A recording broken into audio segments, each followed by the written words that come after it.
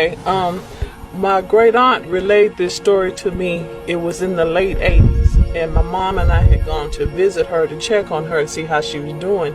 She was sitting outside on her front porch, so we were talking, and she always kept her rifle, her double-barrel shotgun, right next to her in her rocking chair.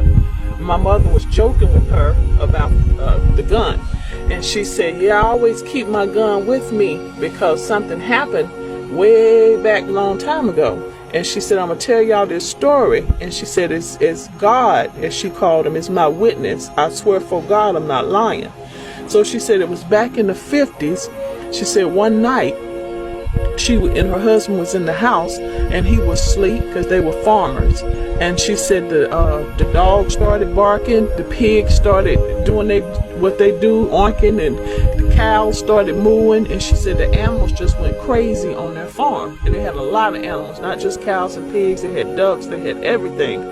And so she said that they were just screaming like something was going on. She said she tried to get her husband to go outside and see, and he told her, "Oh, it's nothing, just leave it alone, just go to bed."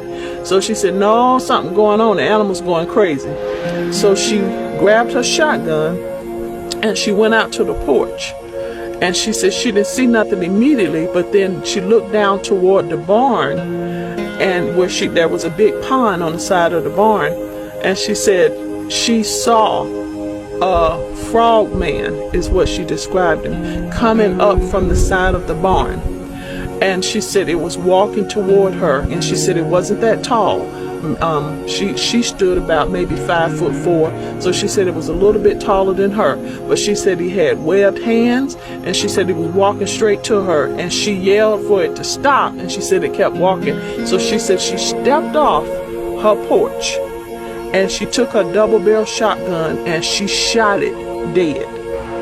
And to interject for a second, she described that the blood of the reptilian was green. So then her husband heard the shotgun go off. He came outside. Now they were elderly at this point, because in the 80s when she was relaying this story, I think she was in her 80s at that point. So it was early 50s. So she was already in her 50s because they was raising their grandchildren. And she said that she was afraid for the family. And she said when her husband came outside, that was my great uncle, my great grandfather's brother. She said he stepped off the porch, and she said, "Look, I done killed something, it's not human." So they walked out there to the side of the barn, and she said they had killed, she said she called it the frog man. But I know it to be a reptilian. And at that point when she was relating that story to me, I had never heard anything like that before. And she kept saying, "This God is my witness. I swear for God, I'm not telling a lie. This is the honest God's truth." And so she wasn't known in the community anyway to be someone who lied. She always was an honest and upright woman.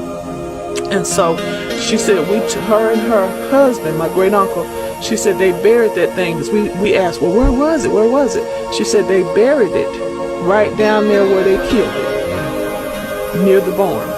And so after they buried it, then the animals got quiet again. And of course, I'm going to deviate for a minute. You know that they always tell you to watch nature, and that's what we have to do. Like when the tsunami hit in Indonesia in 2004, they reported that days before it hit, that the dogs and cats and all the animals had gone up into the mountains because they are in tune with the Creator. So they know to flee in instances like that. Well, her animals, they were trying to give off a warning signal. And so they knew something bad was there. But so anyway, they killed it and they buried it.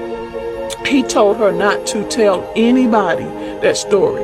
So she said she didn't tell anybody. So she said about a month later, a little bit less than a month, she said it was nighttime again and they were in their bed. And she said this time, this blue light came over the whole house. And they lived in what you call one of those little bitty shacks long time ago. In the countryside, way in the country. They had like several hundred acres of land. That land is still in my family today. And so she said this time her husband got up with her, and the animals went crazy again. So she said they went out there with both of their shotguns, went to the porch, and they saw what they call a UFO, a flying saucer. Now, was it in the air or was it on the ground? It had landed on the ground beside the pond. So she said it was on the ground, and she said it opened up, and she said, oh, they coming to kill us because we done killed this thing. She said they came off the ship, and she said they went straight to the mound where they had buried this thing, and they put their hand over the ground, and this dead frogman thing that she killed, it just came up out of the ground. It wasn't alive, it was flat and it was dead. But they took that thing and they put it on the ship. Then she said they went over to the pond and they raised up their hands, and a spaceship came out of their pond. Now their pond was bigger than a regular sized pond. It was almost the size of a small lake. But she said it had flown, that's how he had, I guess, got there. It had flown into the bottom of the lake. And if any of you all keep up with some of the stories that other countries recount about the UFOs, they'll tell you that some people, especially over China and the Asian areas, spot them with their spaceships coming up out of the deep water.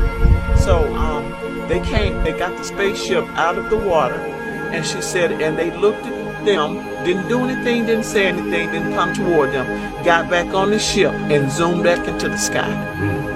And she said for the longest she didn't tell anybody. She said, but she told a couple people later on that said she was crazy. So she was just telling my mom and I that to let us know that that's why she always kept her double-barrel shotgun right next to her. Even she said, when I go to the chicken coop, anywhere, I always, because I don't know if they ever gonna come back. And that's what she said. Thank you for that. So here you having it. A real life testimony of an Israelite sister whose family member have come in contact with what we know today as a reptilian and killed it in the 50s, buried it. They came back and got the body and the UFO and left. And this is in the 50s, not too far